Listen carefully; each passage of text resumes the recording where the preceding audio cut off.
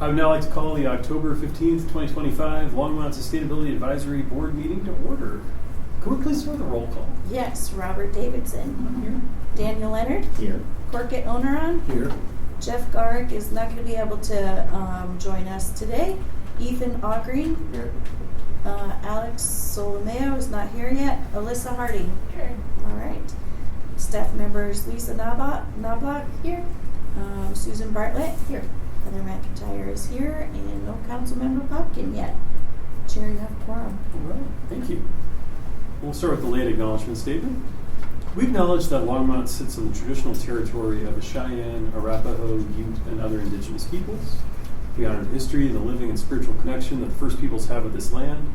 It is our commitment to face the injustices that happened when the land was taken and educate our communities, ourselves, and our children to ensure that these injustices do not happen again. And our inclusion statement. The Sustainability Advisory Board embraces diverse perspectives from its members and the public. To create an inclusive space where everyone feels welcome to share their opinion, the board asks that all attendees listen and speak with respect and avoid attacks on individuals or specific group identities. Our first item on the agenda after that is the approval of the minutes of the last meeting. Did anyone have any recommended changes or alterations, corrections? Okay. Does anyone have a Move to approve the minutes. all right? Second. All those in favor? Hey. Okay. All those opposed? And I'm abstaining. I don't know what kind of AI nonsense might have infected this recording. It was a wild meeting. I don't know. That passes, so thank you. Agenda revisions and submissions of documents. Is there anything that we need to add or modify? Can we do an update on Distill open space? You want to do that in the... You're announcing your intention to raise that in the items from board? Does that work? Fine. Okay. I think we can Susan, do what we can with the anything? people we have present. Okay. General business. There is no one from the public invited to be heard. We're blitzing through this. All right, moving right along. Okay. So we'll bypass the public invited to be heard. Okay. Other business. So we're going to review our Sustainability Advisory Board applicant interview questions. Lisa, you were going to facilitate that? Is that the... Yeah. Okay. That's what I was going to. You knew when they were staffers and all that stuff. Yeah. Okay. So,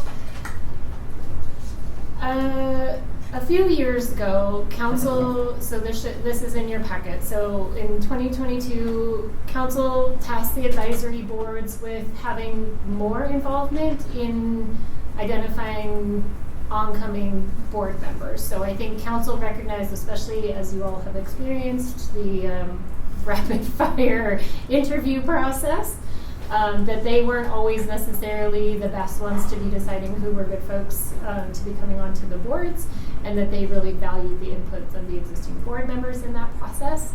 And I think it's been a work in progress, and Heather, feel free to jump in at any time to correct me or add anything. But since that time, I think we're still figuring out the best process to do that.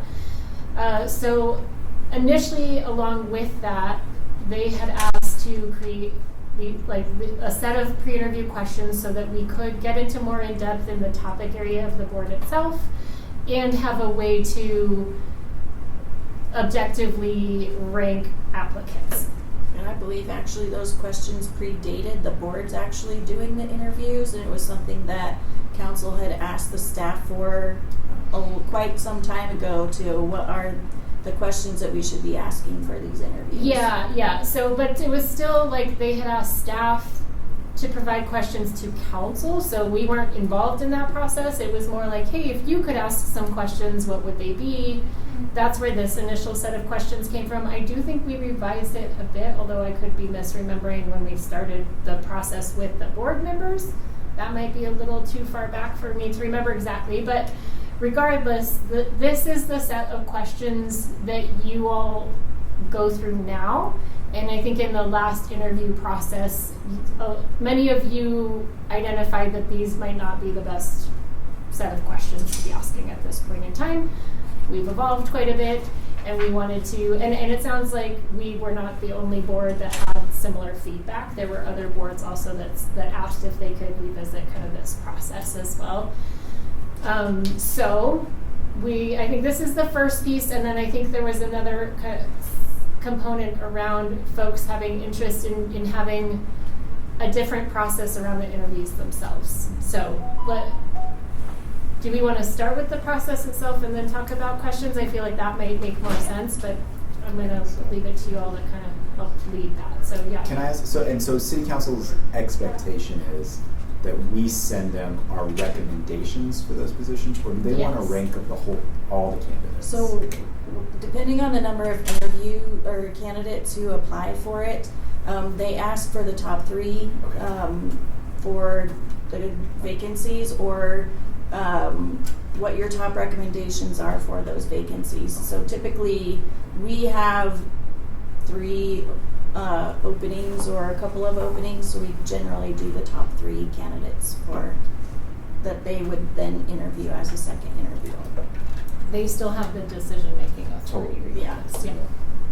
But in the end, so we really we're identifying the candidates we prefer versus necessarily ranking or rating all the candidates. Mm-hmm. Yeah, and I think part of that is looking at the application of each candidate, kind of looking at their general area of expertise, and then also with the interview, just seeing what their priorities would be for the city of Longmont and representing the residents of Longmont on the board.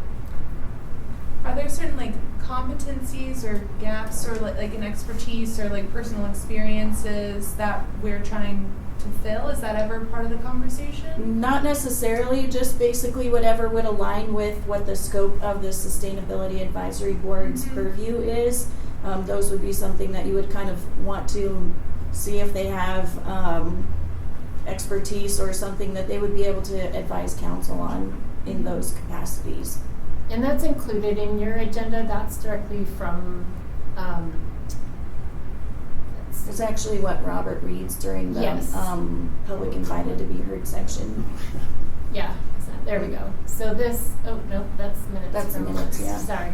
We can review that if we need to pull It's it in up. script.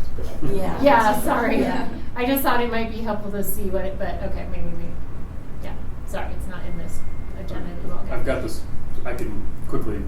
So it's to identify topics related to environmental quality and sustainability, such as air and water quality, pollution prevention, solid There we waste go. disposal and recycling. There. That's Perfect. It is. That's there. way. That's a way better. It was on the first page. I think that is directly, Yes, actually that's it. directly from the code of what the Yes. Sustainability Board is for. So, and for sustainability, it's very broad. So that is part of both the beauty and challenge sometimes, I think, of sustainability, whereas other boards that are much more specific on, water Narrow or in their transportation or focus. airport. Mhm. It's a different type of, So I think from a process standpoint, one of the challenges that we seem to run into a lot is we have a narrow amount of time to go talk to the candidates, and we're typically doing it in conjunction with our regular meeting. Mm-hmm. And so it's very difficult to then have room to have a good discussion and even a clear process on what we would actually do. In this last cycle, we had, I think, 8 candidates. there were a lot of candidates, and so it was very difficult to consider and have a healthy discussion about the merits or concerns that we might have about an individual applicant, and then to maybe come together with some sort of consensus recommendation. And I think some people felt like the process was less transparent than it could have been. Yeah. And I think too, one of the issues that was brought up and partly why we wanted to have a separate conversation was to have the time, because in the moment we had this much time and we had to get it done, and there were issues that came up in that we just didn't have time to address. So hopefully we can be better prepared the next time around, so that we're not in the moment trying to make those decisions when we don't really have time. I felt like what we were doing last time, but I don't know that everyone felt like this, was that we were trying to build a joint nomination, a list of recommendations rather than a true vote. It's more like, let's not vote across the X number of applicants that we have and choose the top 3, in this case, vote getters, but rather, can we make a slate of people that we would recommend as a group? But I don't think that was clear. And so I think maybe from a procedural standpoint, we probably should establish whether we simply want to have some sort of voting process, some sort of vote with a runoff process, some sort of, someone nominates a slate of X number of vacancies, and then if we get a majority approval for that process, I don't know what the various opinions are of members of the board for what would be effective in the future for this. But I think one other consideration too, as far as I think it's the last 2 cycles, the board has voted to just meet an hour before the meeting begins, the regular meeting begins. And at that point in time, when they have voted for that, they haven't known how many candidates or applicants we would have to interview, which makes it challenging when we end up with, sometimes we have 3 candidates, sometimes we have, like we had last time, where we have 8 candidates. So if you have 3 candidates, an hour is sufficient because you can get like a 15-minute interview and 15 minutes for discussion after that. If you have 8 candidates, you very significantly limit the amount of time that you have with each candidate to be able to A, interview them, and B, deliberate after that to come up with your recommendation. So that's something the board can be thinking about too, of like, it may or may not be the best idea to have those interviews on the same day as a regular meeting for that reason. I know for convenience sake, it is easier, but sometimes it's challenging when you have this much time allocated and then a different number of candidates that break up that time even more. Just for the record, it was 6 candidates last time, Okay. not 8. Still, And, yeah, that's in still an a lot. hour. We need more time. Yeah. That's the You underlying basically ended up with like 8 minutes. We had one candidate who had trouble with the technology piece of it, and then we ran the meeting, started like 30 minutes late, and so, you know, it was just a challenge to be able to do all of that. So I certainly think doing it on a different day, or if there's some other administrative way to manage it, like we pause the meeting and have a scheduled start or something, that seems really challenging to do as well. So if it's not burdensome on city staff to do it another time, I don't know what other people think about You it. could also do shorten the meeting and do start it after, and then essentially just go until you're done, and know that there's some flexibility in time. yeah. And I always say this, and I always appreciate your consideration of staff. We will make work whatever you all want to do. So. Well, that's what I wondered. So I think there's kind of the spectrum here of how conversational these interviews need to be. And so our last go around, really what we did is we just pushed through all the questions. Mm-hmm. And so what I wondered was actually if the better way to do that may have been asynchronously, which is to, one person sits down and runs through all the questions with the interviewees, we record it and share it with the group, like we do. Like we use Skillsoft, and so they sit in front of the camera, they get the question, and they get a full 2 minutes to answer the question, and they go to the next one, and then we review the questions. And so if we didn't want to make it more conversational, that might be a time solution, but then we just review those videos on our own time, we think, and then we gather to deliberate. But if we wanted something that was more conversational, then to change this rating system to something, more like a ranking system, and then we get together and we have a conversation with the candidate versus just throwing the questions with them. And so I think that was part of the process too. Is I think if we're just throwing through the questions, I see no reason that has to happen all at once on the same day with all the people.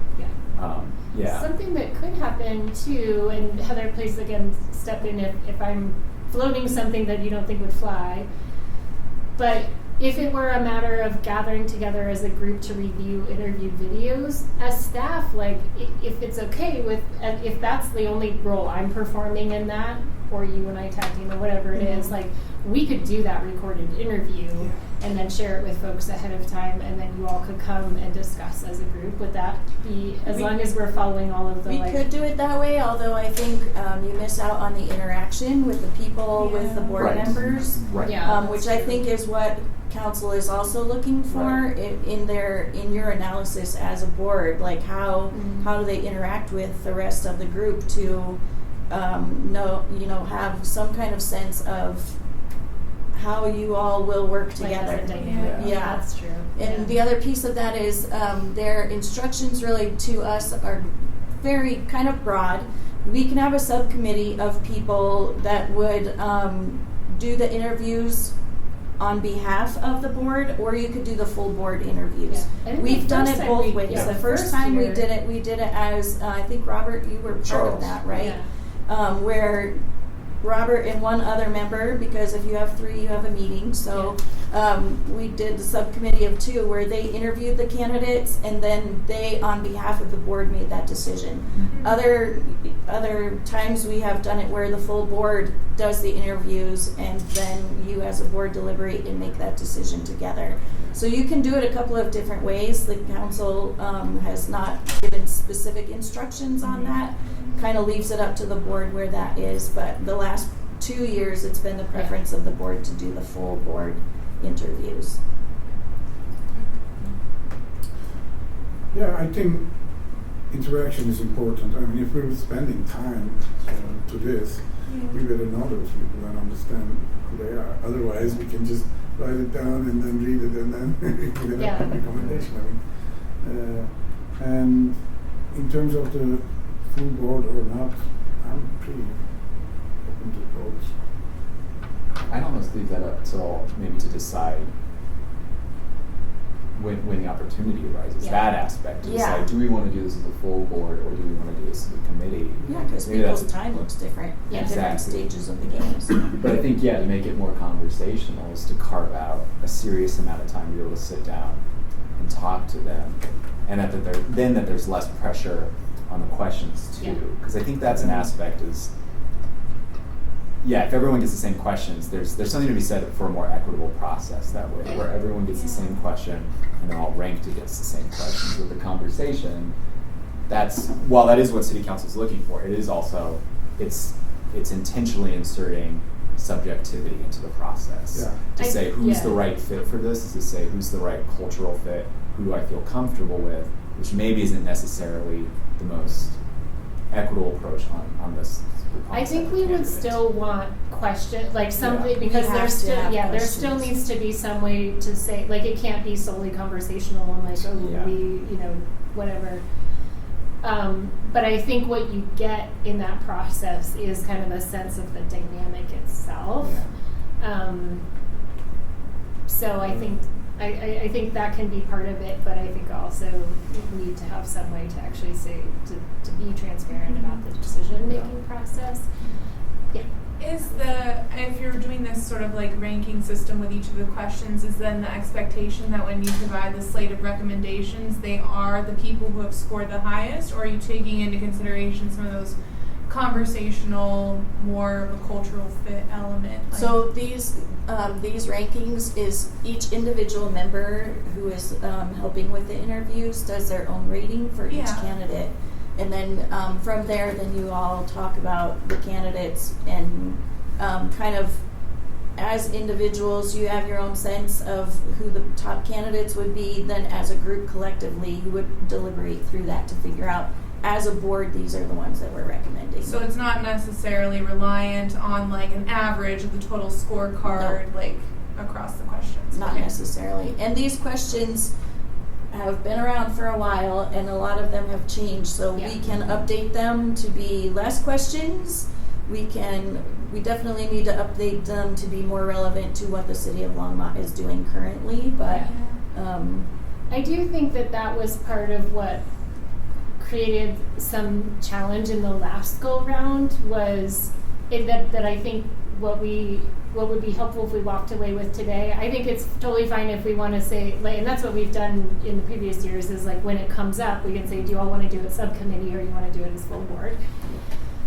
but the process itself for each member to evaluate the candidates and then come to the discussion with, based on what I heard, here's my top choices, but then there's a discussion around it, and I think that's what created some challenge last time. And so I do think that we need to be really clear about how you arrive at that slate of candidates as a group. So, and I do think there's value in the discussion piece in order to have somewhat of ideally a consensus. But it isn't always. But There it have isn't been always. times, It doesn't like, with have the to full be. board It may not that be it's not. unanimous. Yeah. It might not be unanimous, Right. but at that point in time, it would be the majority. Just like any of the other votes that we do, Yeah. it would be like the majority say this is what our recommendation is. That's the way it is because you're speaking as a board collectively, Right. not individuals. That's what I wondered too, though, is with like making sure that the minority opinion is honored and recognized. It's like instead of doing the rating systems, if we tried something like a ranked choice system, So there, yeah. is where where each of us goes through, ranks all the candidates, and we go through and say, and you go through the process. This candidate had the fewest votes, so we knocked him off. Mhm. But then your vote goes to the next person, and so because that seems to me like the most equitable way of, even if everyone doesn't get what they want, I don't know how else to make sure everyone's voice is heard and everyone's vote is entered into the process. That's essentially what council does when they do the final vote. Yeah. Well, that's how that's how more and more election systems are Yeah. moving, is ranked choice, just because it is a way of making sure minority voices don't get lost in the fray. If your top candidate isn't everyone else's top candidate, then you get a vote. You have a second, Vote again. third, yeah. Yeah. Is that administratively feasible?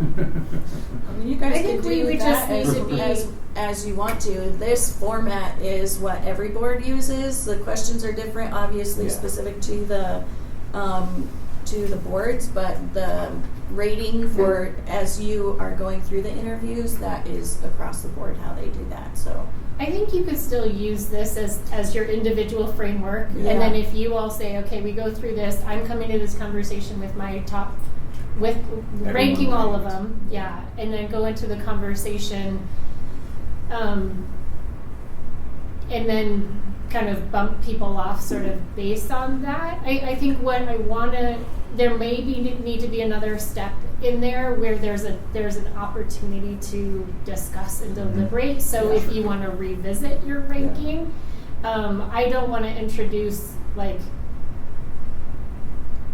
that's where I think things can also get squishy too. So, but I also don't want someone to feel like, oh, I heard this, but then in the discussion something else came out, but now here's, yeah. So, and that's up to you all if you all want to have kind of an opportunity to re-rank. But that is something that goes to how much time we then allot. Mhm. So, Yeah. and that to me, we wouldn't want to rush that process, and so I would either want to do a different day or do it at the end of the meeting so that everyone feels like we can move through the process and feel good about the outcome. Yeah. Well, I teach in CU and they require us to do these rubrics. Mhm. You just like this one. Yeah. And then I do it, and then at the end of the day, I don't follow it because I fail, but it's such a good paper, I'm going to give A, in spite of what the Mhm. rubric says. So that happens in subjective evaluations, and that's, to me, valuable. Yeah. And, we should be able to discuss that, why I think that's so good, or, Yeah. in spite of the ranking. Yeah. So that's why, my opinion, it's good to have the deliberation, and we're not gonna. We're flexible people. We're gonna be open to hear each other and hear reasoning. And one other thing is that I see that questions are too many. Yeah. Some of them are straightforward. What's your background? You get that. But what's the sustainability role? I mean, we can discuss this for hours. That's a philosophical question. What I'm trying to get at is that if there are going to be some open-ended questions, they should be limited, because once someone starts talking about that, they cover other subjects immediately, and then we're lost in this. I mean, I wasn't there in the last one; I was out of town, but I can see overlaps easily on these questions. So maybe we should make them Condense limited them. in number. I think that's kind of the purpose of this discussion tonight. The city clerk's office came back and said, okay, if you want to revise your questions, here's your opportunity. So if you guys want to go through the questions, kind of discuss those and decide on what questions you'd like to change, which ones you might want to take out or add or whatever, that's kind of what this discussion is for. And also, like, what objective does the question serve? Because I was reading through them and came up with some ideas, and it's like, sure, an understanding of sustainability is helpful, but is it more or less helpful than their awareness of local priorities? And thinking about, like, skills and contributions is great, but what about emerging issues and future vision, or, like, their current community engagement? What networks do they have? Like, what skills and personal experiences are they bringing? It's not just, like, I agree, like, the sustainability question is a pretty big one. Cool.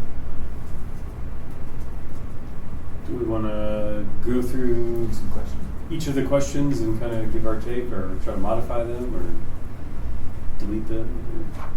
It's like a reasonable strategy. Sure. Okay. Do you have the Word document of this, Heather, that we can redline or anything, or should I just take notes? I think I do. Let me see if I can. I do in my folder here. Cool. Can you track it and then I'll walk through the questions? Yep. Okay. Okay, so yeah, there's a lot of questions. I think there were 10 or something questions. Yeah. Maybe Nine. 5 to 7 is Yeah. like Yeah, I the think- right yeah. move. Yeah. They start to get pretty. There's not a lot of fresh information provided in the last Yeah. few questions. And if we've gotten there, if we've blitzed through the others really rapidly. Yeah, and again, thinking of timing, like you want, especially if you are trying to, I'm going to use rank.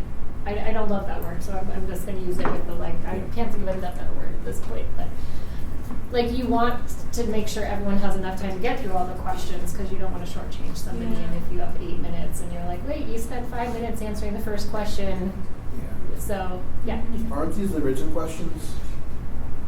Yes. So should we have like a different set of verbal questions so that we don't have redundancy? Say that again. Sorry.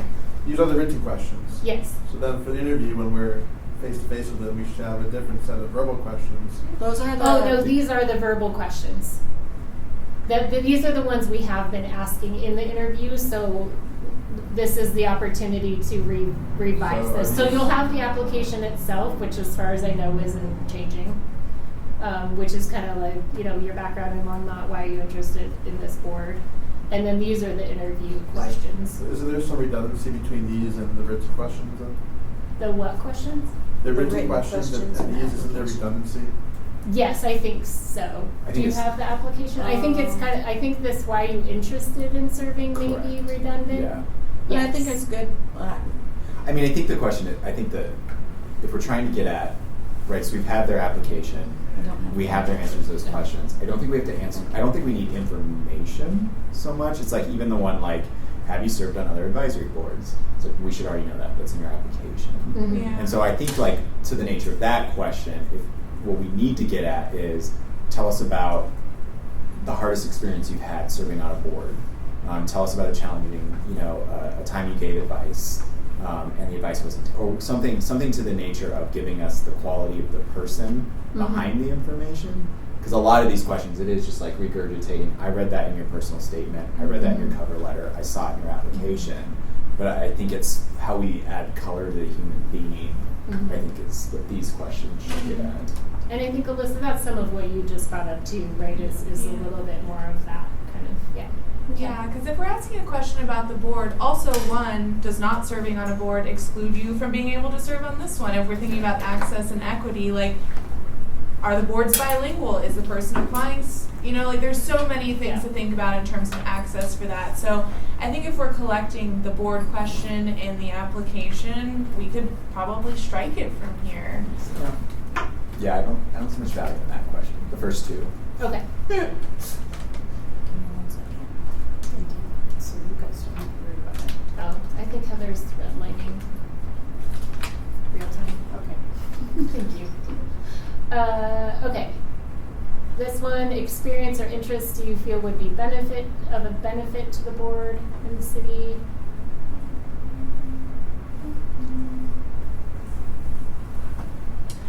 I kind of did a rewording of this question when I was doing my brainstorming, and I was thinking we could reword it to be something like, what specific skills, perspectives, or networks do you bring that could strengthen the city's sustainability initiatives or help engage underrepresented parts of the community?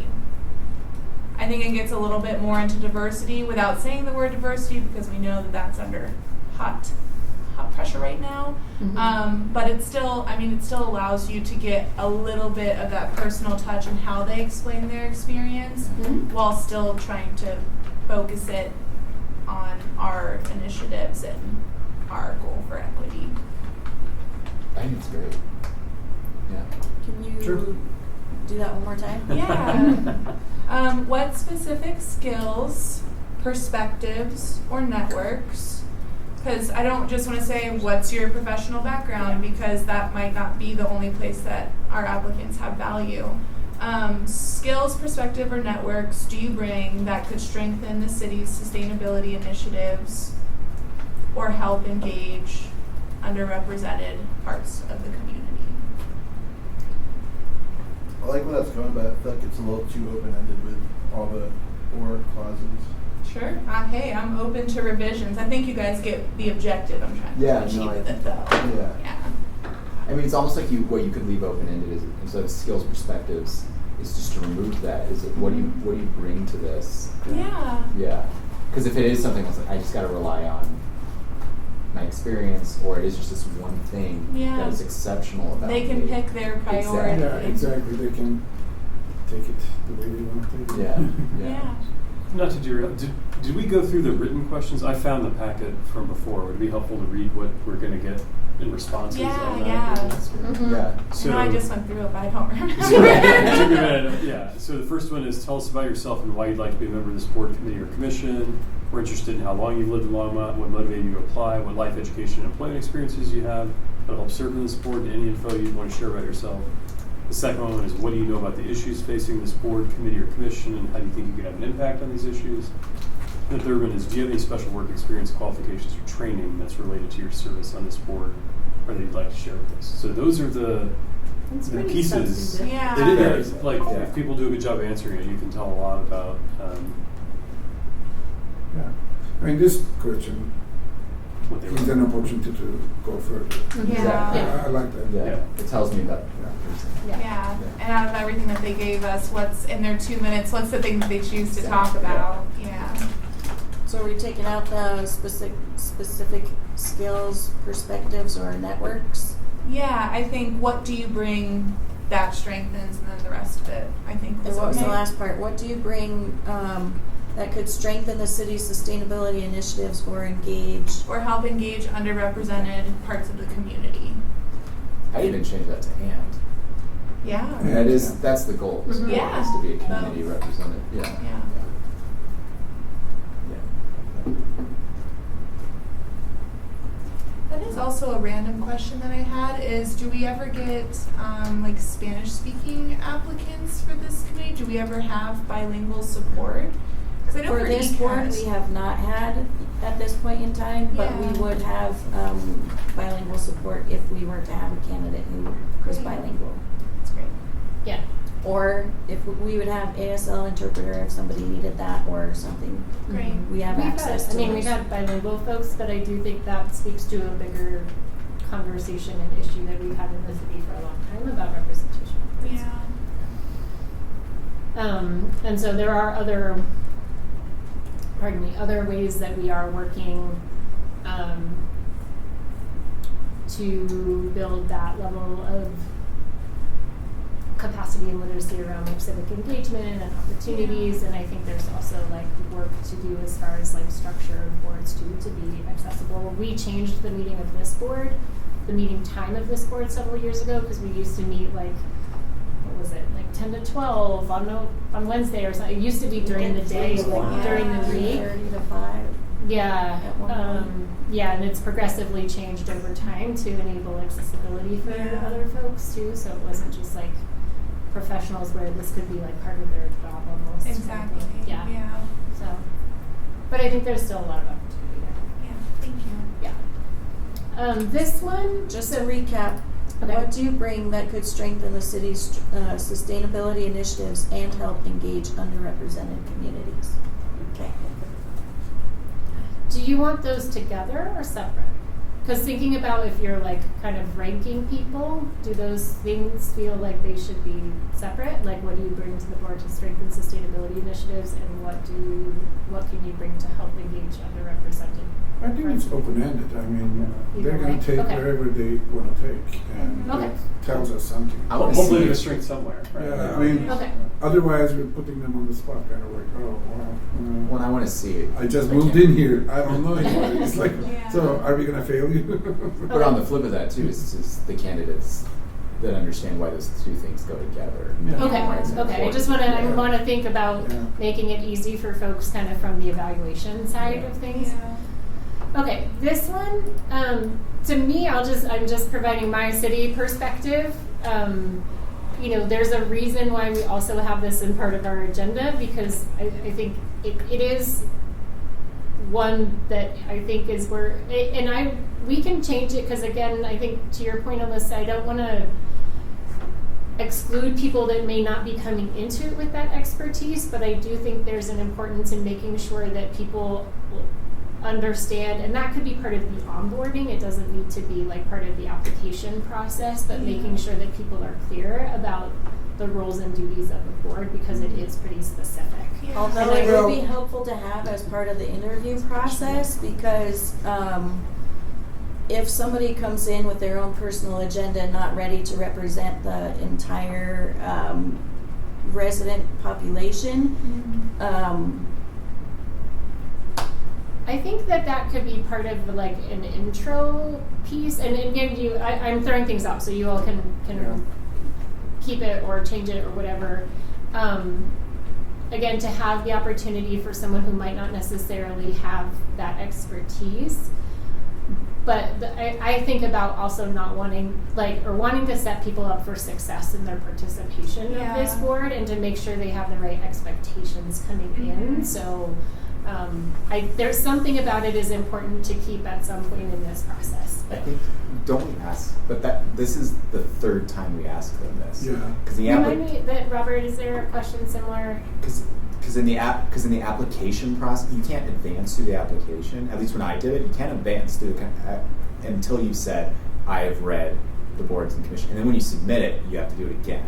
And so Okay. that's my thing. Is this too? Is that like this is just a yes or no question? Yeah. And so what I'd rather, I think what we keep in this, what I thought we should keep, is to get their perspective on the role, or to ask them a specific question about to test it, to literally Yeah. test it. Yeah. What did you think about this clause? Or what kind of advice do you want to provide to city council to get their perspective on it? So it's not just, because the thing is if you haven't read them, you said in this meeting, do you really say no? I'll read it after, so I'll just say yes, no. So I'd like to test them on it, or get their perspective on the role. The following question is asking almost the same thing anyway. It's like, do you have any ideas on topics? Yeah. And if the person is familiar with the board's role, would answer that right. Otherwise, it would be completely out. Another thing in these kind of interviews, I learned that I interview a lot. You should be ready for the possible answers and know what to do with it. What if the person says no? What am I going to do with that answer? Nothing. That proves that it's not a good question. Yeah, Robert. So I don't I'm trying to find it here in the packet. It doesn't really show where the city code stuff comes up, but it's been a few years since I've gone through the process and I've totally forgotten. I like the question because I think I don't like the second half of the question. Have you read the duties of the board in the city code? I think it invites a yes or no answer, Yeah. and we just kind of get stuck there, and people don't really expand upon it. I like the idea of asking someone to tell us not what the role of the Sustainability Advisory Board is, or perhaps that, but I think there's a challenge where some people would like to be like a quasi-judicial board, like planning and zoning or something like that. We have a little more authority. whereas this board is more of an advisory board to make recommendations to city council and advise on different things, and it's very different. And I think Yes. when we have people who have a mixed understanding of that, Mhm. it creates a lot of conflict on how we can have effective meetings. Mm-hmm. Agreed. And so I think finding a way to understand where someone is on the spectrum of that it helps provide a ton of context for me about some of their other answers. Yeah. I don't know. Maybe we can make sure that it's part of the written submission requirements, like there is a box they check at the end, have you read it, we link to that, they check the box. I had a question in here that was a slight revision. The board's role is advisory, providing input to city council and staff. How do you see an advisory board effectively influencing city policy or community behavior? Because then that gives them a chance to kind of be like, oh, I know what an advisory board does. And then if they're going off the rails, that can be your moment to kind of correct them on what the scope of the role is. I like it's active. Yeah. I like that question a lot. Okay. Because it's that question, but it puts it on like what are you going to nudge into a Yeah. new place in the world? Yeah. Can you repeat it, please? Of course. How do you see an advisory board effectively influencing city policy or community behavior? And we can adjust that however you all would like.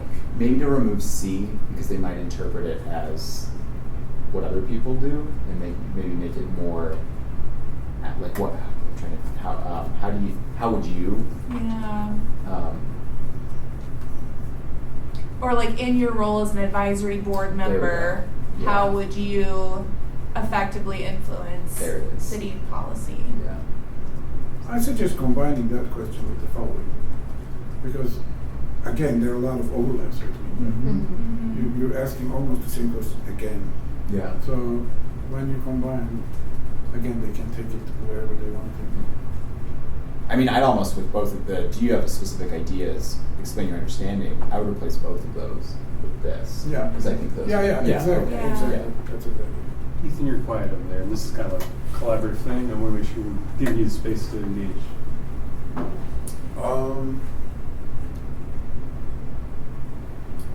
Can you repeat the question? Yeah, I think the rework was how would you as an advisory board member effectively influence city policy? That covers that. Succinct, I Yeah. guess. Yeah, they're getting goosebumps. I think Was think was there a second part I to think that? it's a then? paradox because I don't feel like this board really does impact city policy for the most part, but nevertheless, it's good to hear how people think it could. Yeah. Well, is there different, like, more accurate wording that you would recommend?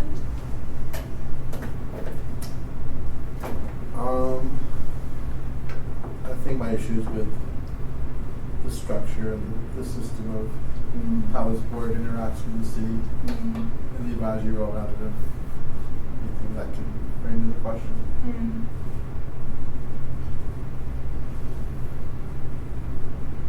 I'm not against the question. I think it's interesting to hear people's ideas on that. Yeah, I know. I was trying to like noodle on how we might reflect that sentiment in the actual question language.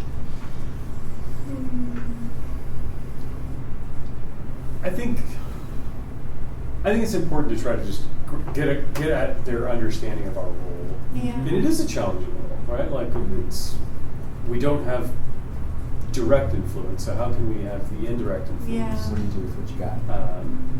to help make the change that we think is important, or to help inform city council about the great things that are already happening, whatever it is that we're trying to accomplish. So how did we have that worded? I think you recommended taking like the second clause out. So how? Have, in your role as an advisory board member, how would you effectively influence city policy? Yeah. To Ethan's point, what would be your perspective on how you could effectively. I think it's more. Do I we like want to ask how about the active individual, this or is. should it be more about how the board? I like how active it is because it's. Yeah, because you're a board of individuals, and so it's easy to step back and say this is what the board does, but then not to reflect on if you agree with that, if you would participate in that, because I like the idea of, I mean, the taking the personal accountability to take action. I don't know, I think that gives me the shape of the person, and then the other 3 people that I would put on that board with that person.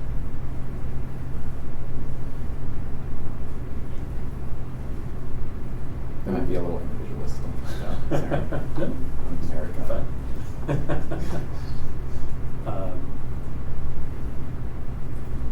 Do we want to keep going and then circle back with the final list? I don't and see have if any it other meets- comments yeah. on that Okay, one. let's like kind of, that. we'll put a bit of a pin in that one and review the rest of them and then kind of circle back and see if, in looking at the other ones, that sparks. Again, I'll just reiterate, sort of part of my, as from the staff side, interested in that is making sure that people are coming to this with an understanding of like wanting to affect that change and also understanding what the constraints are to do that, because I don't want to set someone up having a certain set of expectations that then can't be fulfilled because that's not the nature of advisory boards, at least as they currently That's something to be exist. communicated beforehand, though. That is to say, if I'm coming to an interview, I should have my real expectations, what I said, and city should inform me what it's about that. I'm not going to evaluate a person depending on that awareness. That's something city should communicate to the candidates. I believe it is available. I'm just not Yeah. sure everyone has I thought it was pretty clear in the application. understood it. Yeah. That was I. Okay. And the webpage for the board too has the description of what your Okay. responsibilities are. I mean, I'm not gonna If you say all feel someone that like- that's covered, Yeah. that's I totally mean, fine. I think That's it's still like- worth testing. Again, Yeah. what am I going to do Yeah. with the answer? If Yeah. somebody says, I want to change the world, Yeah. I'm not going to diss that person just because that person said that, right? I Yeah. mean, Yeah. I can't do that. Sure. Okay, let's, we'll look at so you all already talked about kind of combining this one with the last Well, one. so on that one, I do think Sorry. it is important to, like, we haven't really asked them about their thoughts around sustainability very directly. And if there's any particular current issues or future issues that they think are relevant, I do think we shouldn't, I don't know if it has to be this question, but I think it'd be a good idea to sort of, like, Yeah. where, Okay, again, where are you on? What if they say, I don't believe in climate change? Good to know. Yeah. I mean, well, and that's what, because I initially thought is combining the what is your definition of sustainability with the ideas question. Yeah, I think Yeah. I think we need some mechanism for Yeah. sort of gauging more than just on the paper response. Like, Yeah. where is their heart when it comes to sustainability issues, and does it align with our current opinion of what the city's commitments are? Do you feel like the question on the city's sustainability plan, because I do feel like if people have zero awareness of what the plan is, like, it's not necessarily a limiting factor, but if you're comparing a slate of candidates where everything else is the same, having an understanding of the role, of the priorities and all of our initiatives, like, that to me feels like a priority question that we should keep. And does that, if we reword that, does that give them a chance to get a little bit more creative with the ideas that they would bring? Absolutely. As long as the city sustainability plan is clearly, like, I don't remember what's on our board website and whether it, like, On makes the, it clear that that's something that, like, is part of our charter effectively. Yeah. on the board website, there's not much because it's Yeah. all on the agenda portal kind of stuff that they have it in there. On the sustainability page or section of the website, it has more of that stuff delineated out. And it's, I mean, now at this point, we send people to the indicators page Right. because Yeah. that's where those plans, the sustainability plan, and this definitely needs to be updated because that and the climate action and recommendations report don't exist anymore, like, as a full plan. It's all the content is there, but it's been put into the indicators platform, so. I do really like a way to sort of vet, like, we have a question, are you willing to do work outside of the board to prepare for the meetings? Like, no one has ever said no to that question, but asking about some of those documents that are relevant to the Yeah. board in advance of the interview is a great way to evaluate whether they were willing to do that before the interview. Yeah. I do wonder, we can Predictable. look maybe at, because if on the agenda, on the board page that's on, I apologize. The sustainability page or the Yeah, no, management portal? Yeah, thank you, the Okay. management portal. Because if there's already a link to, like, the kind of roles and responsibilities. Right. If it's just a matter of dropping in a link to say like, hey, here's where you can find sustainability information. I mean, I would hope that people would do some of that homework, but also we can make it easy for people if they're already there to find that information too. I mean, I'd almost like to get at a question a little bit of critical. Critical thinking, and so maybe something like what I'd love to hear as a candidate's. So you looked at the indicators proposal portal. What areas do you think are not getting enough focus, or what areas do you think we overlooked, or are being overlooked, or give us your critical feedback of the indicators plan essentially? Because one, to say, do you even know this exists? Yeah. Are you engaged in this conversation yet? But then two, I want to know how they think about it and how they engage with it. I like that, what's your critique to it? Yeah, criticize our work. Please criticize our work. Yeah. Yeah. So currently the board's page, if you will, is part of the agenda management piece of what's on the website. It just kind of gives the name or what type of advisory board it is. It says it's a citizen advisory committee, a description of the board, which links to the municipal code that we read and looked at earlier. Talks about how the board acts in an advisory role to council, its duties from the municipal code, the meetings that we have and the dates that we meet, and then where our meetings are located and the eligibility to serve on the board. So there is potential we could add stuff to that section in the description of the indicators page and that stuff that people would be able to reference. Yeah. I mean, it's just a great opportunity Mhm. to promote Yeah. in the indicators website. Yeah, we there's Yeah. that documents page. We could just add more stuff. Whatever we want to. Yeah. Okay. That's easy. I like that. I think we could. Should we be setting an expectation that board members need to be familiar with this and reflect that in like the language where we link it out? Like, I think that's up to you don't necessarily yeah. need to have Yeah. that like deep knowledge before you join the board, but as part of upskilling and making sure you're making good on the charter, I don't know. We don't have to be very heavy-handed with it, but when you're talking about expectation setting as early as possible, I think like giving them the link and having some language that like you need to have familiarity with these programs to effectively be a member of this advisory board. I mean, I think the thing is too is with the sustainability plan and the indicators platform are so unique. People don't expect it to be there, and I think they're surprised when it's there. And so it's when joining this panel, I can't imagine someone making the decision to join this panel without having reviewed the indicators site and saying, oh, this is something I could help with, because it's so flippin' comprehensive. And that's why I want to talk like criticism is like find the holes in this if you can. Because I think that's part of it is people show up and they're like, well, I'm passionate about greenhouse gas emissions. It's like, well, that's kind of one of the things we're doing okay on right now. But look elsewhere in the indicators that you could be supportive. And so I maybe it's not so much a requirement, but to make sure it's front and center of you should review this before you join the I think that may be a good idea to put critique question in the written as well, so that they read don't the think we can indicators. affect- We Yeah. can't change the application Oh, because we can that's the change- city clerk's okay. application that It's goes across standard all across the all the boards. boards. So if they're Okay. doing it, if they're applying for multiple boards, then Okay, it would be the same I mean- application.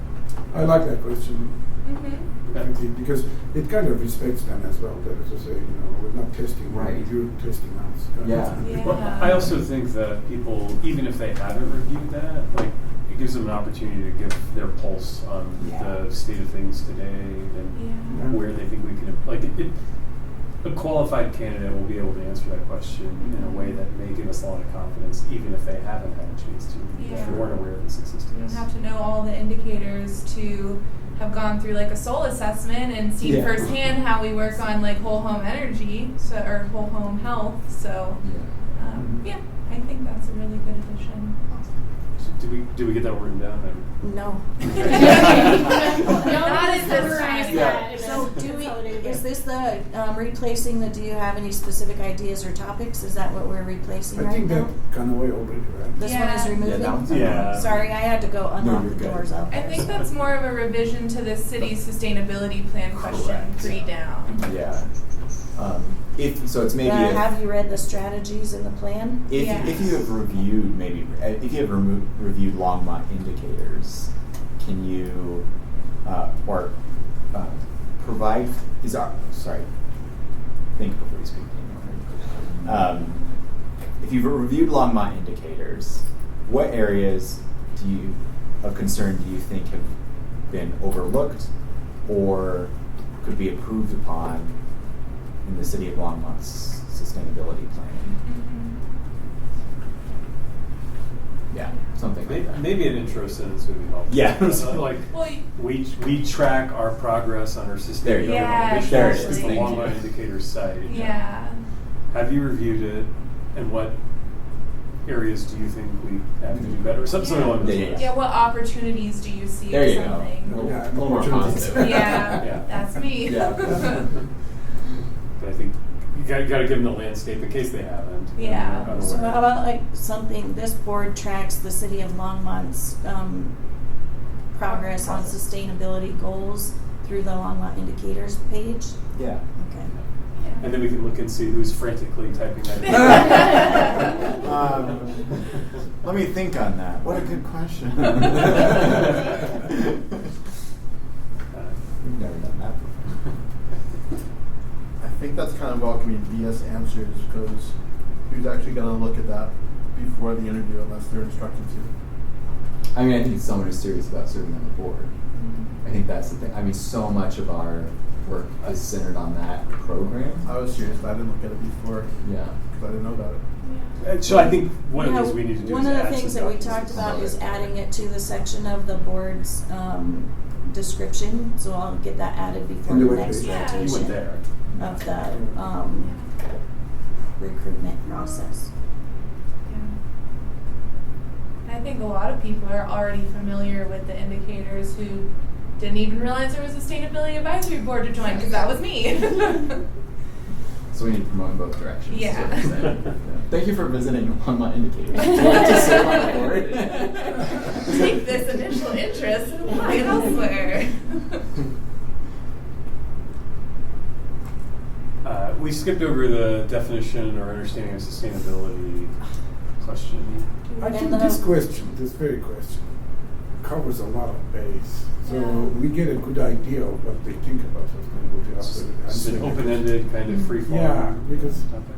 otherwise, I mean, I'm afraid what I'm going to get out of that question. Yeah. There's going to be a weird definition. Okay, what does that mean now? No. What am I doing with that? Yeah, I agree. So does that then, I mean, I assume that also allows us to just take this one out, It's- right? Because that's think also so. on indicators and I think it's not It's- current. not. Yeah. It doesn't feel current. No. So- Agreed. I Did you? like it because it uses the word emergency, and I think there's a question in our community right now about whether we really are treating this emergency like it is an emergency. And so for me, I do like that idea of evaluating a candidate to get their sense of do you think this is an emergency situation, in the sense that if we don't get on this, lives are at stake, property is at stake, we should be doing everything we can, or is this a if we can do it, we should situation? And since City Council, I mean, they haven't taken down this declaration of an emergency, and so I think that's I think there's conflict there between what has been said and what's been actually done. And I don't know what that gets to in a question, but I think it's the only time we talk about this being an emergency situation. And so I'm reticent to remove it. Because I don't think our community treats this like an emergency. As great as we are, we don't treat this like an emergency, even though we declared it one. Is that excluding people who have a difference of opinion though for civil dialogue? I mean, I think that's the question. If you're advising City Council and city council believes this is an emergency, then you are an advisor in an emergency situation.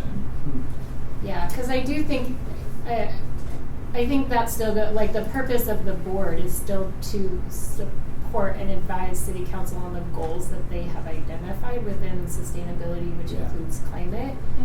I think if there are folks that fall outside of that because that's not, if they have a different opinion on climate change or whatever, I don't know that this That board paragraph is doesn't say appropriate. climate specifically. Climate emergency? Yeah, the charter or the code does not say that. Right. No, there's a lot of things within that. The That's thing about the to that, question, but- though, it's not asking if it's emergent. It's Right. asking what actions should we take, and we already talked about that in that whole question. Yeah, no, I mean, I think maybe for me it's less of like the actual sustainability actions Mhm. and more about the practical, political, social actions that are different. If this is an emergent, if this city believes that climate change is not an emergency, that is a different political and operational standard than saying this is an emergency. The Yeah. house is either on fire or the house isn't on fire. Maybe we can ask that directly Yeah. before the last question, because last question gets into the detail of the indicators. Yeah. Before that, do you think climate is urgency? Yeah. We can ask that question as direct as well. What do you think about climate change? Yeah. That's, if we are interested in giving that answer, Yeah. we should ask that directly, in my opinion. And it should come earlier. Yeah. So I- that I did look at my notes from doing this 3 different times, and we got insightful answers. Or like, I like the insight that I got from that question. Yeah. I don't love the question because I think a lot of people initially answer like, yeah, I haven't read the climate action recommendation reports from a few years ago. Like, It's more than a few at this point. Yeah. So I think 6 years ago. but like the actions to respond to a declaration of a climate emergency Yeah. seems like it's a good thing. Yeah. So if we could tweak it to make sure we get to that spirit of it, I don't mind. City Council declared a climate emergency. Yeah. I think we should review that. Review the climate emergency declaration and have a discussion about it. Because personally, I think it was poorly written. You think it's time for a refreshed statement from City Council? Like you- Personally, I would revoke the emergency. I don't think we should have open-ended emergencies unless it's really is an emergency, like the city's burning down, which it's not. Well, But either way, I just Yeah, I think was that's gonna say, I we want should to find a have- way to have that conversation and not get too derailed on this. So Yeah. we can either, I think we can either talk about that on the items from the board or at another meeting, I think. But that's a, I think you have a reasonable topic to discuss whether the current active statement Still holds meets the moment. Mm-hmm. And if we need to revise it, encourage them to cancel it, encourage them to replace it with a different thing. I think that's definitely within our board's purview to recommend and analyze that. And to be fair, we haven't done that since I've been on the board. The question asks about specific document. Instead of that, maybe we can say, council agrees with the emergency of the climate. Right. What is your point on it? Or something like that, so that we really get the person's idea without intimidating that, oh, I don't know, I didn't read that. Yeah. Because any kind of Yeah. intimidation blocks the communication. Yeah, I think that's just to pull out that there's a document. Have you read the document? And more of this, the council declared an emergency. But you advise council. So therefore, yeah, what would you do in an advisory capacity Yeah. to address the emergency status of this issue? Or like what priority actions do you There you think go. need to be Yeah, taken? priority Yeah, actions, yeah. Because we asked, like, yeah, what are your priorities when it comes to sustainability itself? But it's like, this is a different question of city council needs advice of how to handle an emergency. So what are your priority actions? Yeah. That's a good Yeah. question.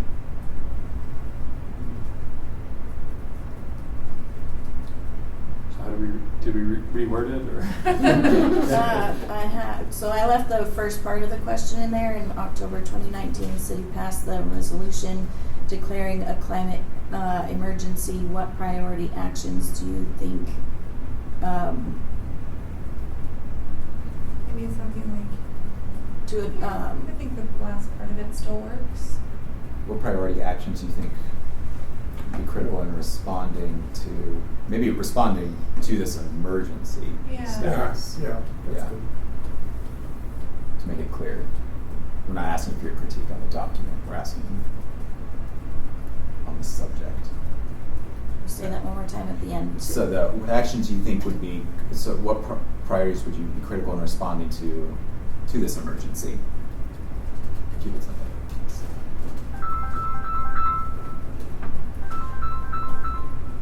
And I advise to switch the questions. The first comes this question and then comes the indicators. Because Yeah. that opens the mind of the person and then keeps going with that. Yeah, I like that. So the two we haven't really addressed, or sorry, Heather, did you catch that or do you want to recap that? So, hold on one second. I have, in October 2019, the city passed the resolution declaring a climate emergency. What priority actions do you think are critical in responding to this emergency? And we want to move that question earlier in the sequence. Yeah. Okay. Grammatically, I think it would be that emergency. Sorry, that was my bad. So what? Responding to that emergency. Okay. So we've removed this, right? Mhm. Okay, did you get that, Heather? We removed the, do you have any specific ideas or topics? Yep, that one. Yes, I have that Okay. one removed. And then we kind of skipped over this one. So are you willing to take some time outside of board meetings to review materials? My recommendation is to remove that. Out of all the interviews I've ever done on this, everyone has said yes unequivocally. Occasionally they talk about like their work-life commitments or something, but pretty much it's just a generic yes. It does. Doesn't give you anything. I don't think we learn a lot, and it sort of kills the limited time we have with the applicants. Yeah. I agree. Okay. And then what is your definition or understanding of sustainability? Did that get captured kind of in the other questions? Well, I thought we said we wanted to keep that. I thought Well, you because we said did that. What's that? I thought you said you really liked that question. No, I didn't like that. Because Oh. I didn't. I mean, the following two questions are so specific They and Yeah. already gets into that, so we get a really good idea of what the person is. Fair enough. I Yeah. think so. So we could take that one out? Yeah. Yeah. Okay. They start talking about quantum So computers. that way we have a really limited few questions that really Yeah. gets into it. I like that. Focus Yeah. their understanding of sustainability on exactly what our role is in this Yeah. board. Yeah. Okay, so to recap, we are removing this first question Mhm. because it's included in the other. We are removing the second question. Where'd my mouse go? There it is. Removing this question, Mhm. right? Mhm. Yeah. Yep. Okay. Experience or interests, we are replacing that one with what do you bring that could strengthen the city's sustainability initiatives and help engage underrepresented communities? The next question, explain your understanding. We are putting in your role as an advisory board member, how would you effectively influence city policy? Mhm. The next question, we removed that one, but do you have specific ideas? The next one, we removed. The definition one, we removed. And then this last one, a couple more, I guess. Have you read the strategies? We put, this board tracks the city's progress on its sustainability goals through the Longmont Indicators page. If you have reviewed Longmont Indicators, what areas of concern do you think have been overlooked or could be improved upon? Yeah.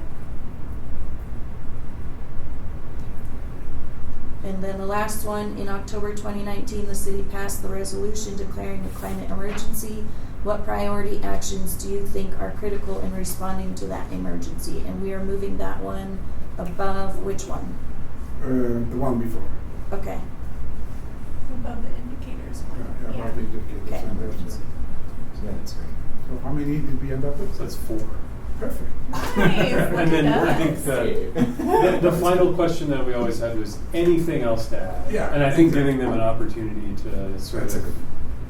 what do we not know about you that Yeah. makes your perspective that could really help us see We'll what add you that do. as a fifth question. Yeah. Good. And I think we can introduce that there aren't that many questions, so feel free to take a little time on each one and make sure we get a Yeah. deep response if there's one. Yeah. So last one, do you have anything else you'd like to add? Is that how you Yeah. want to say it, or? But yeah, Yeah. it's not as tight as our other questions. I didn't do my homework on that one. Is there anything else that you'd like to tell us? Tell us more. How about an introductory question to get to know the person before we, like an icebreaker before diving into the substance?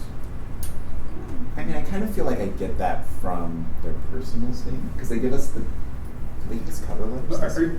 I think Ethan's suggesting, not to put words in your mouth, Yeah. that like for them to have a little bit of rapport, it's an intimidating thing to Yeah, jump into that that's- Zoom call with all these strangers, and your first thing is a hard-hitting question. I think that's a I agree. fair Yeah. fair perspective that I've known about. Do you have a recommendation for a question, Ethan? Tell me a joke. Yeah, that's less pressure. Make us laugh. Better be a good one.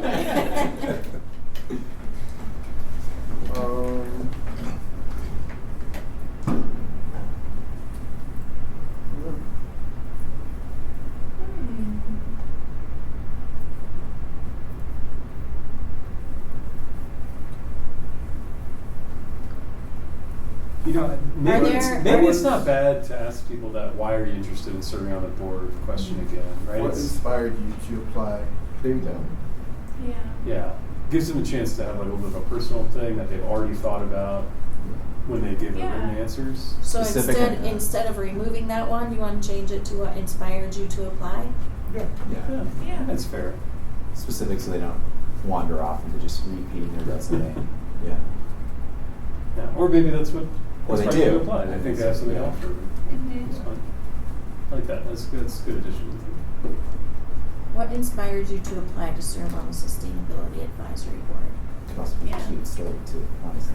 Yeah. Okay. So that's 6 questions, including the. Do you have anything else to add? Yeah. Mhm. Okay. Great. I How think about, that's- is there anything else that you'd like to tell us? I mean, it's, So you got Yeah. Never's head. it doesn't matter to me. Good. I think that's anything else. However we want to word that, I think is fine. Like the way that it's written right now is literally anything else to add. Like, just, that's yeah. Okay. Is everyone good on questions? That's great. Okay.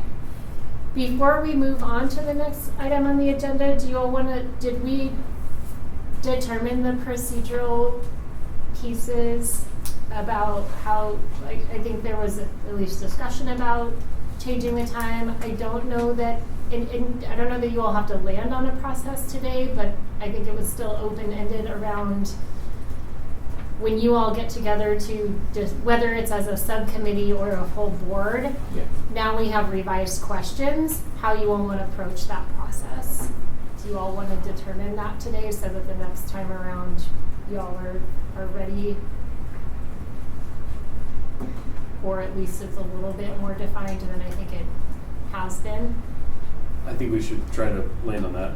To me, I like the model of we take a moment to go weigh the strengths and concerns of each of the we just plan to go through each applicant in the order that they went through, and then we can have a few minutes of discussion about each one, and then some sort of voting process after we've all had a chance to express any support or concern or challenge, whatever, with the candidate, and then we can all vote. And then I like the idea of not necessarily bringing forth a slate of people for us to vote on as a pool, but as some sort of ranked thing where we should get a vote. I'm not sure how the mechanics would work. I mean, it's a ranked choice. It sounds complicated, but actually, part of why I for a suggest multi-position election, I'm not sure how that works. well, so it's like that's so like City Boulder does all their city council by ranked choice, and what's funny about it is complicated, but it's faster and easier to get to an initial slate. And so what I wonder is if the process is interview, discuss the candidates as a board, ranked choice voting to get a top slate of those three, and then a final discussion of is that, do we want to swap someone in because, these are all climate scientists and we didn't get anyone from, from water work or something, like we did this year. This year we got to that final four and they're like, well, you know what?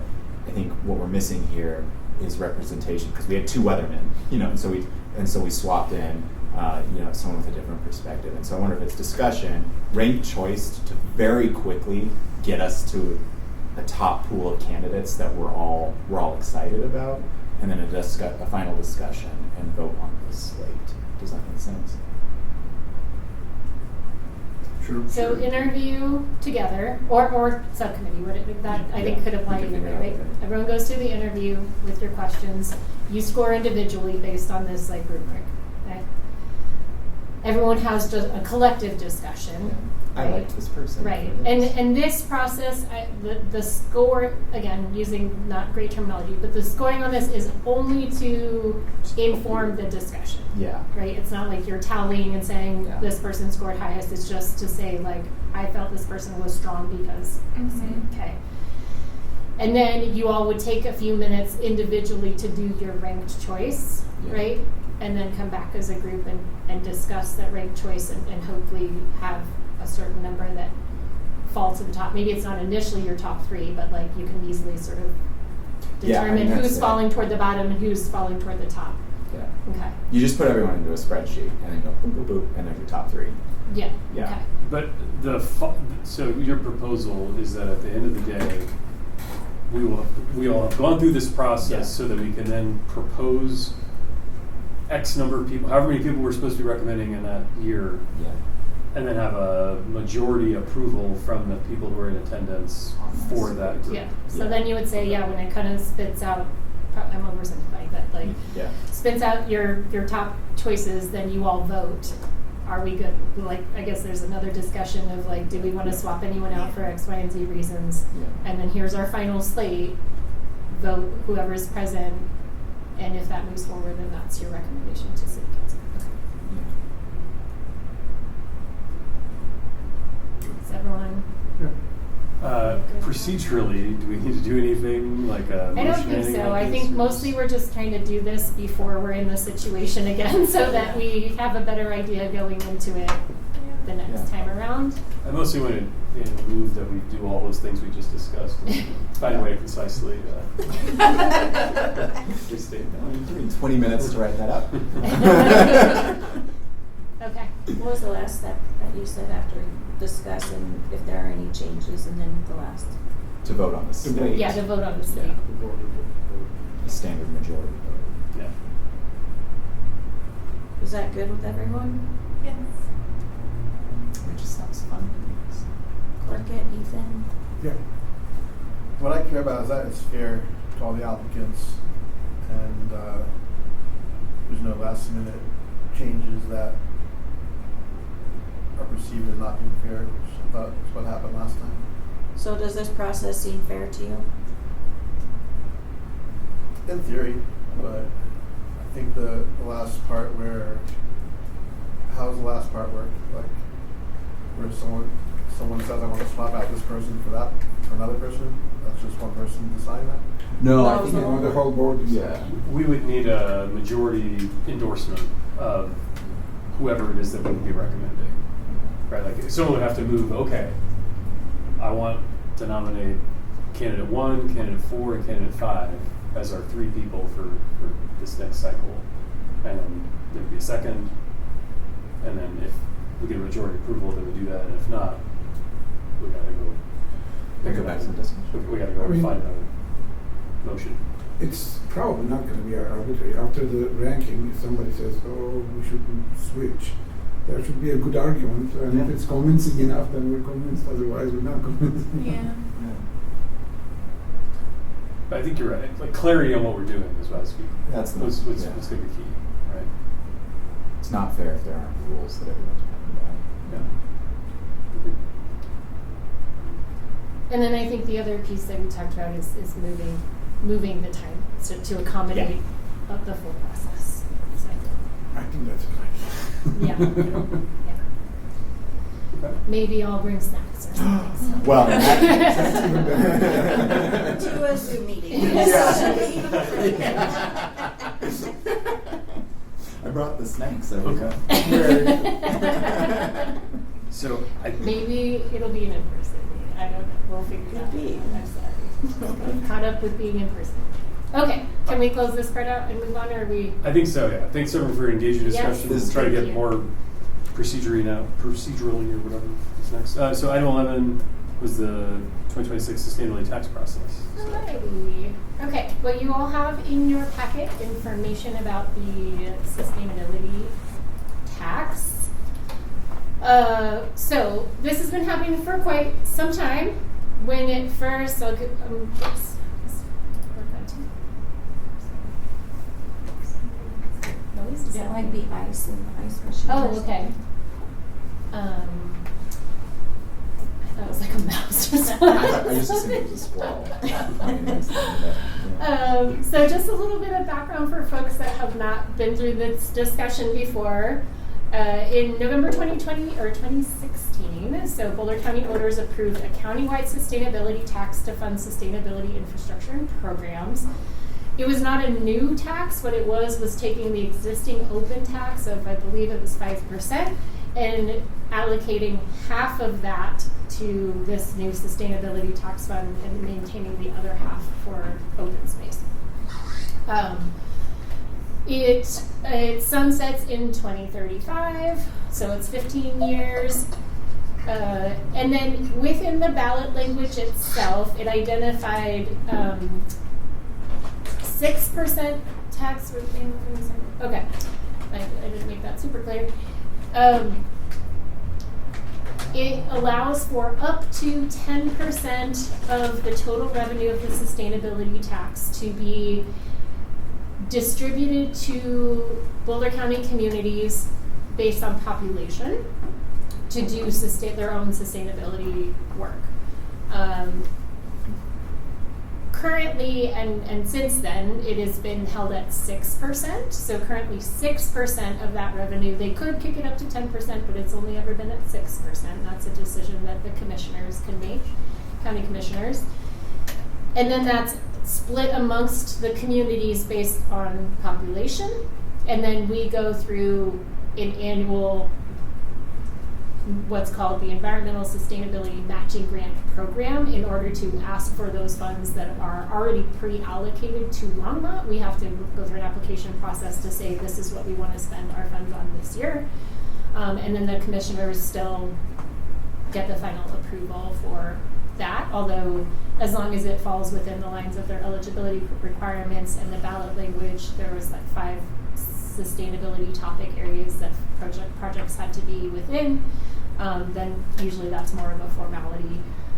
There's a couple constraints that we have to spend the money within a 12-month period. Yes, thank you for that facial expression. It's not easy. Yeah. There is a little wiggle room, but and then there's a reporting process. So at the end of the year, then we do a report for the commissioners. So again, that allocation is determined by population. So thus far, City of Boulder and City of Longmont get the biggest share of that. And then the smaller communities, it's even for smaller communities, they have a minimum level of $15,000. So that way, the really small communities get at least $15,000, and then the bigger communities get more. I'm trying to use this. It's not right. So historically speaking, it was pretty open-ended within the 5 bucket areas that they had, which was water conservation, energy conservation, waste diversion, local food and agriculture, and I'm missing the fifth one. Energy, water, waste, transportation, and agriculture. And kind of as long as you were applying for projects within one of those bucket areas, it was pretty open-ended for you to meet your sustainability goals within your community.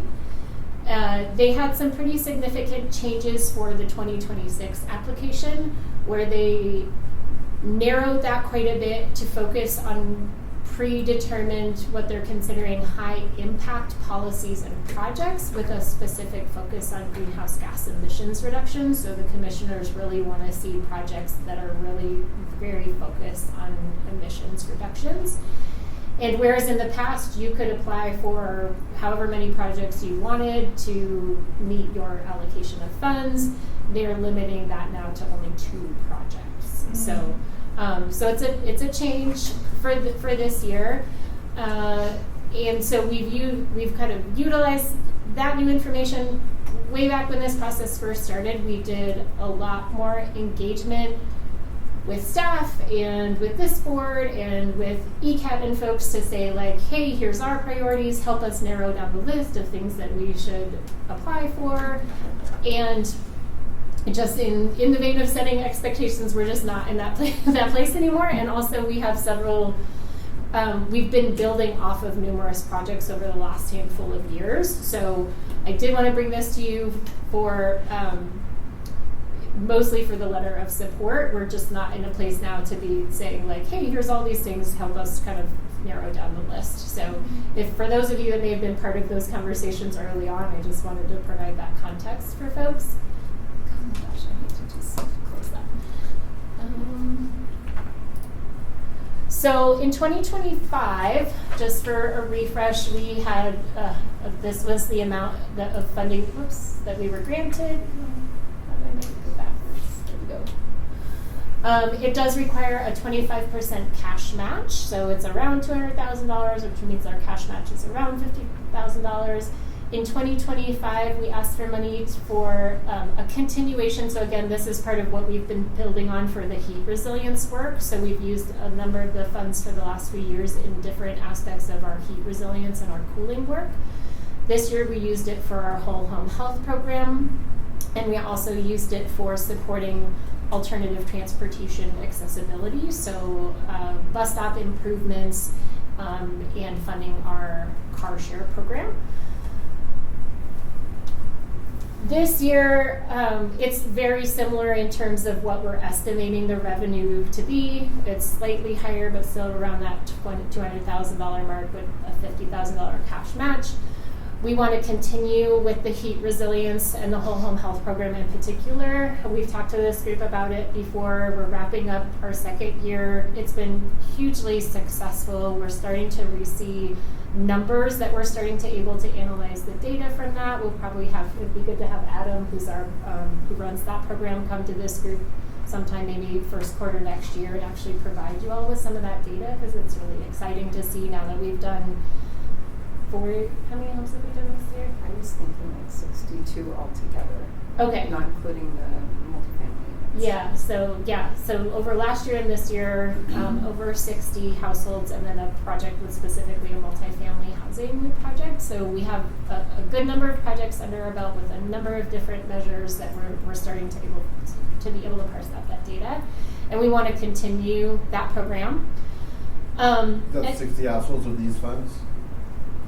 Leveraging these funds with money from Longmont Power and Communications, from Platte River, and from Colorado Energy Office's CARE program, and Excel now, clean heat funds. Right, that's the shocking, Lisa's right, we've seen huge success with this, and part of the success is the ability to be able to stack different resources to have the greatest impact per household. If we had to do it with just sustainability funds alone, we'd be very limited in our impact and our ability to touch as many households as we can. And one of the things that I think is most exciting about the way that we've been able to structure this is Adam, who runs the program, is able to tap all of these other funding sources for, they're typically more constrained or funding sources of like, this program will do, you know, insulation and windows, this program will do, you know, heat pumps or heat pump water heaters or whatever it is. And then the whole home health program, we can reserve for gaps that those other programs won't fill, or sometimes some limiting factors. So sometimes when it, like the care program will come in and say, well, we would do a bunch of insulation in this house, but they have a leaky roof and we can't pay to fix the roof. Or, you know, we had an instance with a mobile home where there was an old water heater underneath it, and they're like, well, we're not going to pay to remove that, so we can't do any of the insulation work, and you don't want to do, there's a number of other things you don't want to do unless you do the insulation work. So Whole Home Health has the flexibility to come in and do some of those other things that then enable other work to be done. And it's been, I mean, we've enabled a lot of households to even just access those resources to begin with, because we can address things that some of those other programs can't. I'm very passionate about this program, if you all can't tell. I think it's so cool, and I don't know what the numbers off the top of my head, but I don't know what the total that we've been able to leverage from, I think this year it was around $125,000 that we allocated, but it's significant that we've been able to leverage. I want to say by the end of the year, if we include all of the Excel, I mean, it's like over $200,000 of Excel funds. Yeah, so the clean heat plan that Excel approved last year, I think it was. So even though we're a gas-only community, they allocated funds that gas-only communities could also access for things like heat pumps and heat pump water heaters and stuff like that. And it's like a very large pool of funding. So it's been, it was one of those where we're like, is this too good to be true? But now we're getting checks from, like rebate checks from Excel. So it's fantastic. So that is what we want to put the bulk of our funding towards, to continue the success of that program. And then I have pending for the Equitable Climate Action Team, because we also applied for another grant for that program through the county, their Climate Equity Fund that they just rolled out. And the timing is just such that we are not, this application is due before we may find out the result of that other grant. So we're just playing a little bit of like the timing game on this one. So if we hear back from that grant before this application is due, I will pull that out of here. If we don't, I will probably put it in here and then contact the county and say, hey, just so you know, we applied for these for both grants, and we'll figure it out. It's county money either way, so we'll figure it out at that point in time. If you do hear back, is there a different project that you would stick No, in? we would just put it all towards the whole home health program. Yeah. Again, because they have that restriction on high impact policies and programs. So I did link the eligibility document in your packet if you all wanted to see all of those details. So then just the timeline, they released the application a couple weeks ago. Again, in previous years, normally I would like come to you and kind of share it all with you and then go through a refining process and then come back to you for a letter of support. So I apologize, I feel like I'm kind of springing it all on you. But the application is due November 14th, which is before your November meeting. So I'm here today to ask for a letter of support from you all. And I apologize, that ECAT one is a little like, hey, maybe this, but maybe I'm just, again, trying to navigate with all the timing of things. So I did draft a letter of support for you all that was included in your packet. I don't know if we could pull it up really quickly. It's pretty basic, but before we do that, does anyone have any questions or anything on kind of process? Yeah, Alyssa. I was just thinking, like, in reviewing sort of like the priorities, you mentioned if ECAT goes away, you would keep just the single project, but could any portion of the funds be leveraged for policy development or like adoption work that would extend the impact beyond a single grant cycle?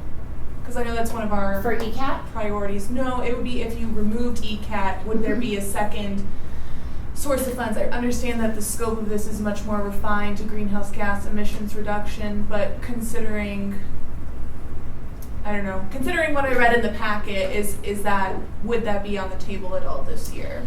We didn't have anything top of mind from a policy standpoint, and we take policy direction from City Council. Yeah. So I think especially, there wasn't anything well, there are a few things that we are actually going after some other grants for policy development, two of which being both funded by the Climate Pollution Reduction Grant. Yeah. So we have now formula funding, which we were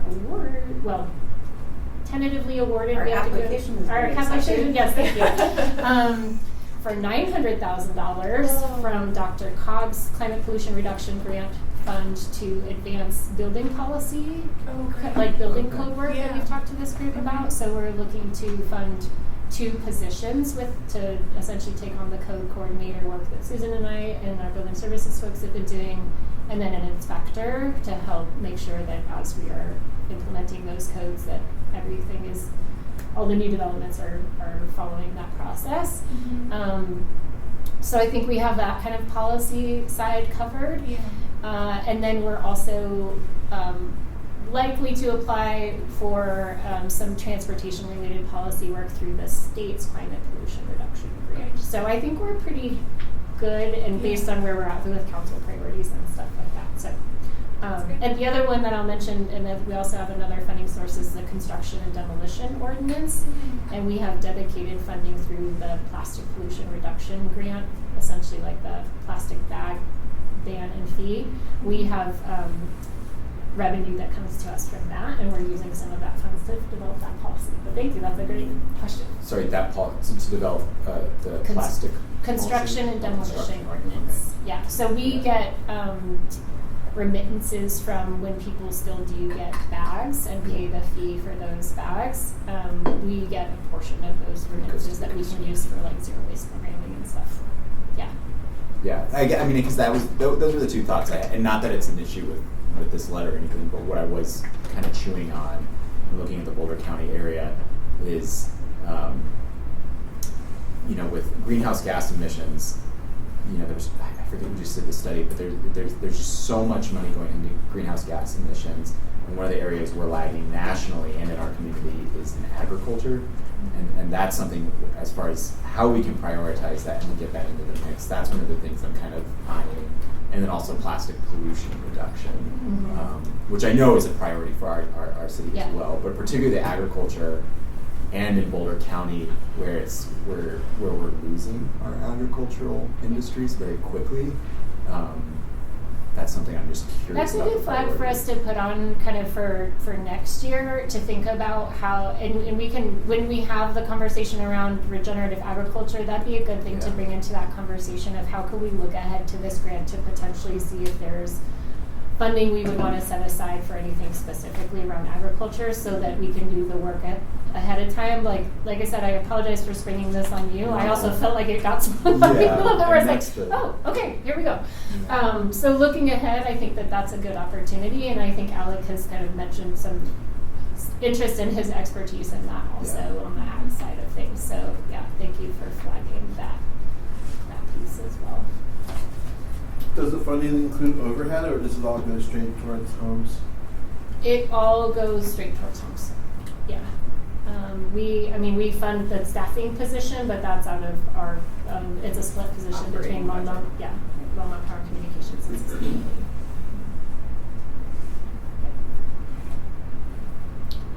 Any other questions? Do we have a motion to approve the letter as drafted? I move to approve the letter. Since it's your signature, you should change the wording if you need to. But in principle, I move to approve and provide the support. Yeah. Seconded. Okay. All those in favor? All right. Passes unanimously. Excellent. Thank you all. Okay. That takes us down to items from the board. Ethan, you'd mentioned you wanted to talk about the distal, either give an update or give one. Well, the update is that last week council voted unanimously to cease negotiations on the composting facility at Distal. So I think that's a good news by council, and that aligns with what PRAB had recommended to not move forward with that. A few days after our last meeting in person here back in July, I did a site visit to Distal, and what I discovered there was a large osprey nest on a utility pole, and that's obviously not safe for the birds or really for anyone. Not a good situation. But these are federally protected raptors, and so they need to be protected, not harmed or disturbed. They've migrated. By now I went back there on Sunday. The nest is still there. The birds were not visible, so I assume they migrated for the winter. And I did talk to CPW, their district wildlife manager. Her name is Cassie Penn, so she's aware of the situation. And I went to the parks meeting on Monday and told them about it as well, and asked them to show some leadership so that someone can coordinate with Cassie to figure out what needs to be done about this. I think the best plan would be to carefully remove the nest and put it in storage for the winter, and then build a dedicated nesting pole, and then bring back the same nest like in February, March before they migrate back to the area. But that's just my opinion, really. Someone needs to coordinate with Cassie to figure out what the approved method would be to provide the best situation for the birds. Makes sense. Okay. Questions, comments? Okay. Any other items from the board that you want to bring up? Okay. The regional, I should say, sorry. Yeah, the regional council, they didn't have a meeting this past month. We're going to meet on November 5th in Arvada. They're going to do a listening session. I haven't heard anything new about the new governing committee, but I poked out a little bit today to shake the trees on that a little bit. So, updates there. And I will be speaking at that event. Oh, really? Yeah. It's at the Apex. I used to work there, so that'll be fun. Nice. Yeah, I think it's myself and Bridger Tomlin, who's the sustainability person for Westminster. So, yeah. What is the date of the event? November. Yeah. Maybe the 6th. November 5th. It's the 5th. It is the 5th? Okay. Yeah. RSVP. Yeah. There we go. November 5th, 6 p.m. Arvada Aquatic. Yes. Center. Let me, Heather, at least I'll send you the RSVP to send on to folks. Okay. who might be interested. Okay. Anybody else? We don't have any items from council? Yes, we do. Oh, we do? He Okay. sent a couple of updates. Do you want to read those, Lisa? Yeah, sorry, I'm just forwarding this to you before you forget, because if I don't read now. Okay.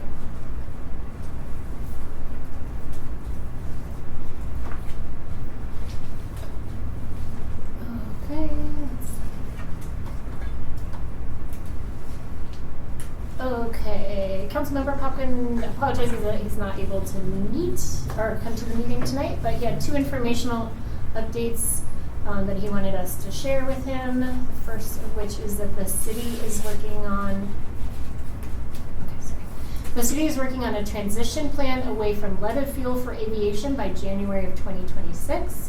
Related, the city is planning to submit a CDOT grant application to support unleaded fuel and is exploring infrastructure needs for electric plane charging at the airport as well. The second item is that City Council is actively considering a riparian setback variance request for a senior housing project in Southwest Longmont. This was first discussed at the end of August, but was tabled until October by Council and then at the applicant's request. This is relevant to the SAB as it is the first application of the city's sustainability evaluation system since it was created years ago. I will just asterisk that it's the sustainability evaluation system for private development, not the tool that we use internally. It's much more narrow in scope to be applied to riparian areas.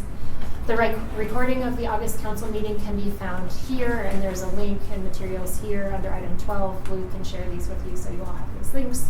There's no request to SAB at this time on this issue, but I thought some members might find this system and its approach of interest. I'm happy to do a more in-depth review of what that is and how we use it in the future if you are interested in that.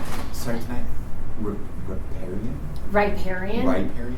Sorry, what does that mean? Yeah, it's essentially the corridor of land between like kind of it's like along the water's edge. Oh, okay. Yeah, so that The is banks of the river. Thank you. Thanks. Yeah, there you go. Much more clear. Yes.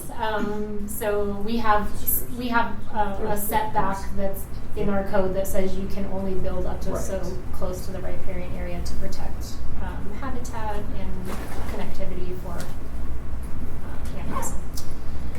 And then last, a big thanks to all the city staff and others members of the SAB who supported and or attended the Electrify Longmont Electrify Longmont event earlier this month. I don't know if I was not able to go, but I think it was well attended, even though the weather was kind of iffy. There was a little bit of windiness, but I think we still had good attendance. And that's an event that really, it's an energy nerd event, which I think you love if you're in that category. Yeah.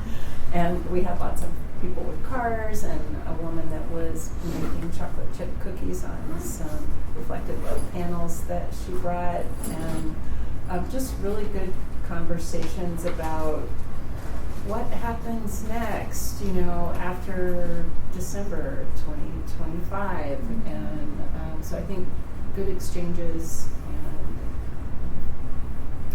not a lot of new faces to the conversation, but good conversations with existing interested folk. And it's great at the fairgrounds. They've had it before inside high school, kind of like they do the Earth Day event, which is also really well attended, but it's nice to have the outdoor one where people feel, they can bring their own car, and that's kind of nice. What would your assessment be? Yeah, I didn't attend last year, and I helped organize the event this year. I think the attendance was slightly lower than previous years, but we still had some good turnaround, and it was really just focused on like connecting people to resources as much as possible. So at least in the conversations that I had, it felt like people were walking away with like actionable resources, which I think is always the goal. And then just continuing to share like about Excel's opportunities. It's like I actually wrote an opinion piece to support the event, and that's kind of what we were talking about is like, yeah, there's a lot of things that are changing. There's still a lot of opportunity before the end of the year. There's still opportunities in 2026. Make sure you're connected with the city's programs. So yeah, I mean, I had a good time. It was a little chilly setting everything up at 8 a.m., but it warmed up. It warmed up later, yeah. I didn't go this year, but I went last year, and it was great. But the attendance thing was the kind of thing that was on my mind, and how to bring in new people. And I was curious if has there ever been any talk about pairing it with one of the other like larger community events, something like the Arts Walk Week or something, of like hooking our wagon to their train where they have that attendance, particularly for audiences who this may be the first time they engage with it. I don't know. Yeah, and that's something too. Like I think SRL is great in a lot of ways, but they don't have a marketing budget. Like we have a lot of community partners, but they're kind of equally as bootstrappy as we are. Yeah. So I do think that there's an opportunity, and we kind of talked about like level setting at the end of this year of like what are our priorities, what are we really going to put like all of our effort into, and where are we going to lean into more of those partnerships, because I do think that, I mean, we do a lot of tabling at like those types of events, but not the same kind of presence. And so maybe there is like, so we've also talked about the themes for the events this year, and it's all like rooted in Longmont, rooted in resilience. Like we're trying to find those ways to like, if you have time, money, resources, invest it in your community. And so it's like, I think there are opportunities with that theme to be a little bit more connected with broader, more well-attended events. I mean, that was even the thinking. It was like last year, it's like, because I go down to the farmer's market. Yeah. We did this like just on the same day, and like got that farmer's market crowd pulling it. Yeah. Sounds like maybe I should just get involved and support. Yeah. I don't know. Let me Yeah. hit me up after this. I'll rope myself in there. Give a plug for some of the events that SRL has had this year. I don't know, meetups, Yeah. conversations. There have been a couple that we've participated in where, and I think the advertisement has scaled as you guys have identified what you want to talk about, but Yeah. where you just have rooms of people with questions. And SRL has brought in people that hopefully can answer the questions about the topic at hand. And, you know, to me, that's really useful. It's like we have to do it all, Yeah. honestly. You know, we have to be at the events themselves. We have to have conversations outside. We also have to show up at other more general opportunities. I think it's not just one. Just it's all. always building awareness and yeah, I brought a bunch of friends to the distributed power event, friends of mine who just recently bought homes in Longmont, so they really enjoyed it. I don't think it's something that they would have attended if I hadn't sort of been like, come to this thing with me that my group helped organize. Pressure. But no, I think it's great, and if we have a room full of people who are asking questions and leaving with actionable next steps, then that's a job well done. That is a good segue, I think, into our topic for November. Is we'll have an update from Platte River Power Authority. So that's all I have on the agenda. So there will be plenty of time for information and discussion. And then I think I should have mentioned this during council. I am from council, but I think it was before the meeting actually started. So I think you all know there's an election coming up. New council members will not be seated before the November meeting, and we don't have a December meeting. So we will have new council members and potentially a new council representative, depending on what happens with Councilmember Hopkin in January. So. For November, we also need to discuss what venue or whatever this board will meet in 2026 whether remote or continue. We'll revisit that what we have conversation if you want actively. to change your meeting time or location or in-person virtual. Okay. Is that a general update from PRPA or a specific topic? It's more general. You know, when they came in June, I was going to say May. I think it was. Anyway, in that time frame, they talked mostly about distributed energy resources and the virtual power plant. And so this is going to be more aligned with how they're progressing toward the target, the 2030 target, and you know, what are some highlights from this year that they can share that are moving the needle a little bit? What do they anticipate over the next few years? And also, I think this group had questions about the next IRP process, so they're going to talk a little bit more about what that looks like now, what it will look like closer to 2027, and answer some questions there. Okay. Well, I think that takes us to the end of the agenda for next meeting, November 19th on Zoom. Do we have a motion to adjourn for today? Motion to adjourn. Second? Okay. All those in favor? That carries unanimously. Thanks, everyone. Thank you, Good everyone.